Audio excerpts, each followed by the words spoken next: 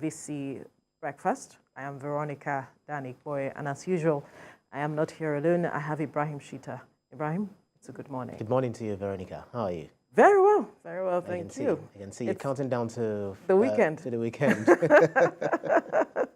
Today you're helping me count down. It's fine. Well, we have an array of issues to look into this morning, talking about the passing of Taiwo Akinkunmi.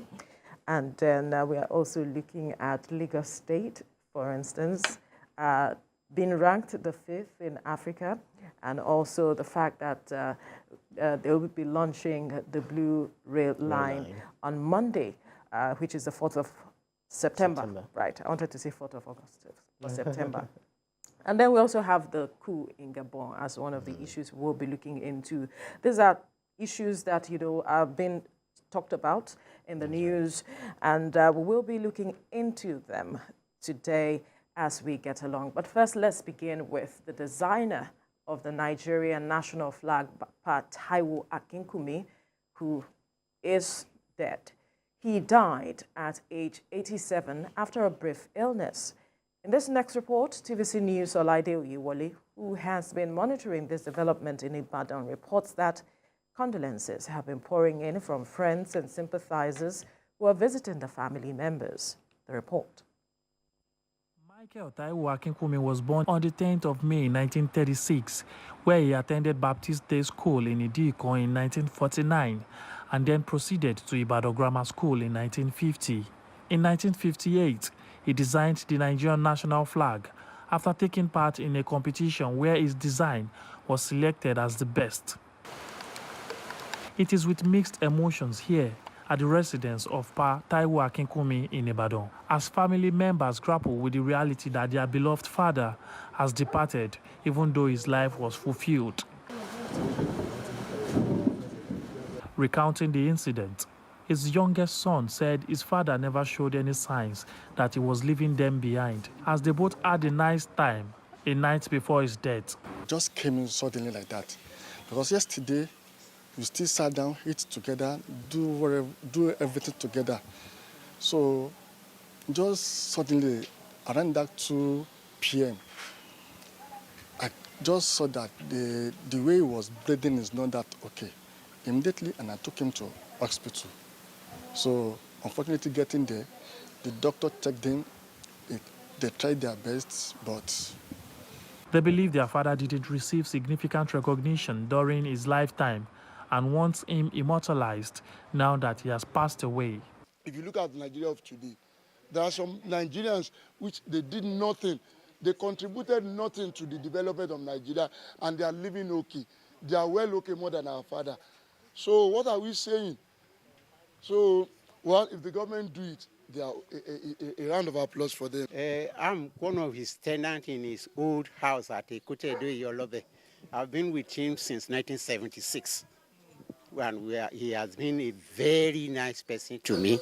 Since our childhood, we have known Baba as a very, very good, significant person in the community and in the state. So we really lost the legend. As his children and loved ones mourn the fact that they will never see him again, they hope that the labor of their father will be rewarded, even in his absence. Olaide Oyewole, TVC News, Ibadan. May he so continue to rest in peace. Condolences pouring in, Ibrahim, for Taiwo Akinkunmi, and the fact that he lived a fulfilled life, according to the report we got there, and his children eulogizing him, and people who had been around him eulogizing him as well. But one key factor that they have that rings loudly from what they have said is that how we immortalize him is very important. Absolutely. It's a good one. It's something that we all grew up to knowing as students, as Nigerians, that, okay, we've got a flag, the green and white, but then not everyone knows the designer of this flag. So it's quite interesting that, children of nowadays, you remember the time of the EndSARS where some people were trampling on, the Nigerian flag or, desecrating the integrity of the Nigerian flag. we should always respect, the symbol of Nigeria. So this man that died, Michael Taiwo Akinkunmi, eminent Nigeria would say, because someone whose name has always reflected in the history books, and whether he's alive or dead, we'll keep mentioning him, we'll keep talking about him, we'll keep making reference to him, even if it's just mentioning its name. So born in Abeokuta, some said he was born in Abeokuta, others said he was born in Ibadan. But the truth is, he hailed from Abeokuta. That's Owu, the same hometown with the former president Olusegun Obasanjo. And then he was an engineer, schooled both home and abroad. That's Nigeria and London in Ibadan, and then a School of Engineering in London. So when we were about to enter the independence, he was still a student in London. And being an engineer, he was in the library and saw the advertisement that to enter the competition to design a national flag. And then he designed a national flag. The first one he designed had a sun in it. That's rising sun. Not rising. It's actually brightly shining red colored sun. So if you want to draw the Nigerian flag, something that I learned quite interesting is if you want to draw the Nigerian flag, not just green and white, the width, the stripes of equal, 3 vertical stripes of equal green, white, and then green. You remember when we were growing up, they would say, what's Nigerian flag? We say green, white, green. But then we were told that, no, it's not the way. It's actually green and white. So the green stands for Nigeria's lush vegetation and agriculture. And we know that anything we put into the soil in Nigeria grows. Absolutely. Grows well. Especially when it comes to, go to places like Taraba, Plateau, we've got fertile soil. Then the whites represent the peace and unity. So, all of this, it's very simple, nice-looking flag, but how do we also, it's not just about the flag, not just about the person that designed the flag, but about how do we respect our own national symbols. Absolutely, and it was interesting that October the 1st, during the independence, that the flag was raised for the first time. Yes, it was hoisted there. And afterwards, it became a symbol for Nigeria. And then he was paid £100. Absolutely. For that design. And he was said to have bought a radio and a camera with that money. These are tools that were important to him at the time, to tell you how the fact that he was intellectual.